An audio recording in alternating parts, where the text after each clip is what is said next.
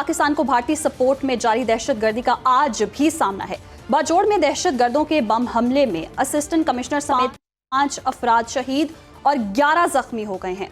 धमाका तहसील खार के इलाके सदीकाबाद फाटक में पेश आया और गुज़श्ता रोज़ भी फितनातुल हिंदुस्तान ने मस्तूंग में मरकजी बाजार पर दहशतगर्दाना हमला किया है, जिसमें 16 साला नौजवान जाँ बहक और 7 अफराद जख्मी हो गए हैं, जबकि सिक्योरिटी फोर्सेस की जवाबी कार्रवाई में 2 दहशतगर्द हलाक, 3 दहशतगर्द जख्मी हो चुके हैं। सिक्योरिटी फोर्सेस में एक दहशतगर्द को जख्मी हालत में गिरफ्तार कर लिया गया है। जून में दहशतगर्दी के 78 वाक़यात में 94 अफराद शहीद हुए हैं, जबकि सिक्योरिटी फोर्सेस ने इंसदादी दहशतगर्दी ऑपरेशन में 71 दहशतगर्द जहन्नुम वासिल किए हैं।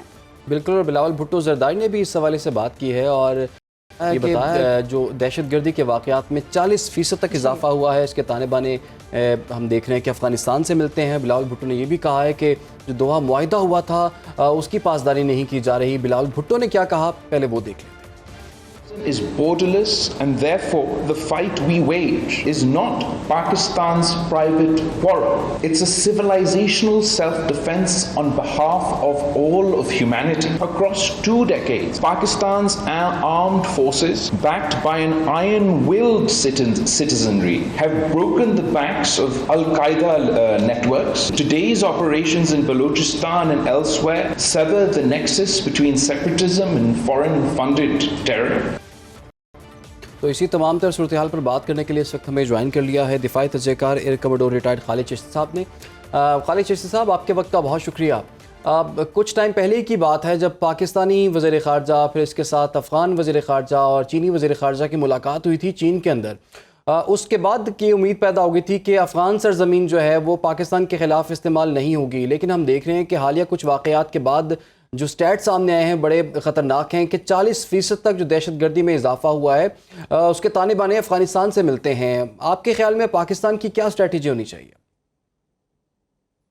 बहुत शुक्रिया, आपने मुझे इनवाइट किया। लेकिन ये बहुत बड़ा नोइंग जो इंडियन इन्वॉल्वमेंट है, ये बहुत बड़ा सरप्राइज इसलिए नहीं है कि हिंदुस्तान को बहुत नदामत और शर्मिंदगी का सामना करना पड़ा है पिछले महीने में, और उनका आपने देखा होगा कि बहुत ज़्यादा प्रेशर है उन पर इंटरनल कि उन्होंने क्या हासिल किया इस पूरी जंग में पाकिस्तान के खिलाफ। अब जाहिर है उनके पास जब फ्रंट डोर ओपन है तो बैक डोर या प्रॉक्सी ऑप्शन से यूज़ कर रहे हैं, और उस वक्त भी मैंने मेरा समझना यही था कि हिंदुस्तान यही एक ऑप्शन यूज़ करेगा, बिकॉज वो सामने खुलकर महाज पर, हवा में, समंदर में, ज़मीन पर तो मुकाबला नहीं कर सका। लेकिन उनके पास एक ऑप्शन ज़रूर है कि उनके प्रॉक्सी ऑप्शंस, उनके एलिमेंट्स हैं बहुत ज़्यादा वेल डग इन है। अफगानिस्तान में भी हैं, ईरान में भी थे, आपको पता ही है, और पूरी हमारे इर्द गिर्द सब जगह उनके फैले हुए हैं। तो ये ईरान ने करना ही करना था, सॉरी इंडिया ने करना ही करना था। और इसमें जाहिर है हमें जितनी हम यूनिटी इनवर्ड रखेंगे उतना ही दुश्मन को कम चांस मिलता है। और मैं उस वक्त से अर्ज कर रहा हूँ कि जितनी कौम यूनाइटेड जिस तरह हुई थी मई के महीने में मुसल्लह अफवाज के पीछे, इस कौम ने पूरा डिटर्मिनेशन दिखाई अपनी सॉवरेनिटी डिफेंड करने के लिए। दुश्मन देखिए हमेशा इस धाक में या इस खोज में रहता है कि कहाँ आपके मुल्क में क्रैक है, कौन से डिसअपॉइंटेड एलिमेंट है, कौन से फ्रस्ट्रेटेड एलिमेंट है, किन लोगों की लॉयल्टी इस मुल्क से कम है, तो वो उनको कन्वर्ट करता है इनटू देयर लॉयलिस्ट।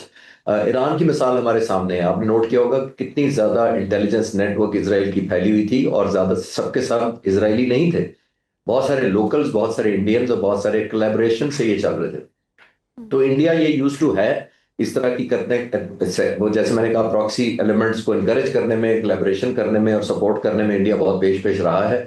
तो ये करता रहेगा, आने वाले वक्तों में भी करेगा। जैसे कि आपने कहा कि इंडिया करता रहेगा, दूसरी तरफ हम पाकिस्तान की काविशें भी देख रहे हैं, सिफारती सतह पर भी बहुत कामयाबी मिल रही है और बारहा इस हवाले से आवाज भी उठा चुके हैं। अब तो बिलावल भुट्टो ने भी दोबारा से रिपीट कर दिया है कि पाकिस्तान सरेंडर नहीं करेगा, और सरेंडर करना पाकिस्तान की डिक्शनरी में ही नहीं है।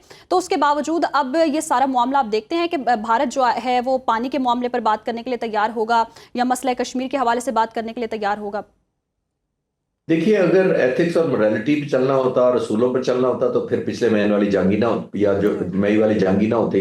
जब मोरालिटी, एथिक्स, रसूल और गवाहियां और एक न्यूट्रल एक ओपिनियन या एक सेन ओपिनियन जिसके अंदर कोई समझदारी का मुजाहरा किया जाए तो फिर तो जंग ही ना होती। हिंदुस्तान पर ये बहुत बड़ा नशा था, इसमें कोई शक नहीं है। उनको ये ख्याल था कि वो ये वॉर मॉन्गरिंग करके पाकिस्तान को ऐसा सबक सिखाएंगे, एक पाकिस्तान के लिए न्यू नॉर्मल एक्सेप्ट कर लेंगे। वो तो पाकिस्तान के लोगों ने और ना मुसल्लह अफवाज ने और ख़ास तौर पे पाक फ़िज़ाइया ने जो परफॉर्म किया उस आपके सबके सामने है। हमने तो वो करने नहीं दिया। वो अब जाहिर है एक उसके पास एक एलिमेंट यही रह जाता है कि अपने लोगों को सेटिस्फाई करने के लिए कभी वो कहते हैं हम वेपन सिस्टम नहीं खरीदेंगे, कभी कहते हैं हम वो पानी ब्लॉक कर देंगे, कभी कहते हैं हम ये कर। तो ये एक टैक्टिक्स होते हैं जो साइ ऑपरेशंस होते हैं, जो साइकोलॉजिकल ऑपरेशन कैटेगरी में आते हैं। आप ज़हनी तौर पर अपने लोगों को उभारते हैं और दूसरे लोगों को आप मायूस करते हैं या उनको बददिली पैदा करते हैं। ये हिंदुस्तान करेगा और वो जाहिर है उसके पास ऑप्शन भी कोई नहीं है। That's the unfortunate part. इसलिए हम सरेंडर करने वाली तो हमारी ना ऑप्शन है, और सॉवरेनिटी हम डिफेंड कर रहे हैं। हमने तो किसी मुल्क पर हमला करने का ना सोचा है, ना कहीं कब्जा करने का सोचा है, ना किसी को नीचा दिखाने का सोचा है। हमारे पर जब हमला करेंगे हम नीचा जरूर दिखाएंगे, सबक सिखाएंगे ताकि न्यू नॉर्मल ना सेट हो, और ये हमारा हक भी है और हमारे पर फर्ज भी है। खालिद साहब, हम देख रहे हैं कि कुछ अरसे से कुछ डायनामिक्स जो हैं वो इंटरनेशनल चेंज हो गए हुए हैं। बहुत से ऐसे मुल्क हैं जो कि एक दूसरे के खिलाफ तो होते हैं, लेकिन जंग के जरिए तो अगर वो ना भी जीत सकते हों तो प्रॉक्सी के जरिए जो अनस्टेबल करने की कोशिश की जा रही होती है। जैसे बलूचिस्तान में इंसर्जेंसी क्रिएट की जाती है भारत की जानिब से। केपी में हम देख रहे हैं कि अफगानिस्तान की तरफ से ताउन अगर होता है तो वहाँ पर भी दहशतगर्दी के वाक़यात में इजाफा हमें नज़र आ रहा है। दहशतगर्दी के खिलाफ जंग पाकिस्तान के लिए कितना बड़ा इस वक्त चैलेंज बनी हुई है? देखिए, जैसे मैंने कहा शुरू में कि जितना हमारे अंदर क्रैक्स होंगे, जितना एक वैक्यूम दुश्मन पाएगा उसको वो कैपिटलाइज करेगा, एक्सप्लॉइट करेगा। जो डिसग्रंटेड लोग होते हैं, मायूस होते हैं, अंडर प्रिविलेज्ड होते हैं, जो जिनके लॉयल नहीं रहते इतने, तो वो उनको कैपिटलाइज करना आसान होता है। और खास तौर पे आपको पता है कि बलूचिस्तान और केपीके में शायद उस तरह डेवलपमेंट नहीं है जिस तरह बाकी जगहों पर है। तो वो कंपैरेटिव एनालिसिस जब वो लोगों के जहनों में करते हैं, लोगों को उभारते हैं और नेगेटिव एक पोल्यूट करते हैं लोगों का जहन, तो हमें यूनिटी भी दिखानी है, साथ साथ लॉन्ग टर्म प्लान करके उन लोगों को अपने दायरे में लाना है। और ऑब्वियसली जैसे मैंने कहा कि उनको डेवलपमेंट पे अपने साथ लेकर चलना है लोगों को, ताकि उनकी एक जिसको कहते हैं ना एक कनेक्टिविटी उनको नजर आए हुकूमत के साथ, अपने होने का एहसास हो, अपनी अपनी स्टेक होल्डर बने वो हमारी सारी हुकूमत में, पॉलिसीज में, फैसला साजी में, गवर्नमेंट मेकिंग में। तो जितना हम उनको ज्यादा इन्वॉल्व करेंगे, बेहतर इन्वॉल्व करेंगे, उतना ही ज्यादा चांसेस हैं कि दुश्मन को चांस नहीं मिलेगा और वो फ्रस्ट्रेट होकर दुश्मन को चांस नहीं मिलेगा। हमें यूनिटी दिखाने की जरूरत है और लॉन्ग टर्म प्लान की भी जरूरत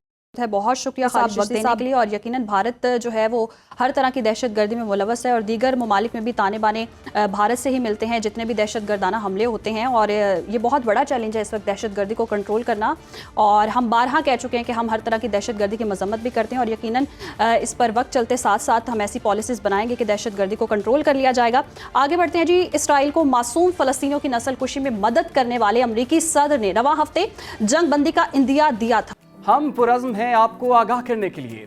अगर आप दुनिया भर से हासिल होने वाली इत्तलात, मालूमात और ख़बरें जानना चाहते हैं तो अभी सुनो न्यूज़ का YouTube चैनल सब्सक्राइब करें और बेल आइकन पर क्लिक करें।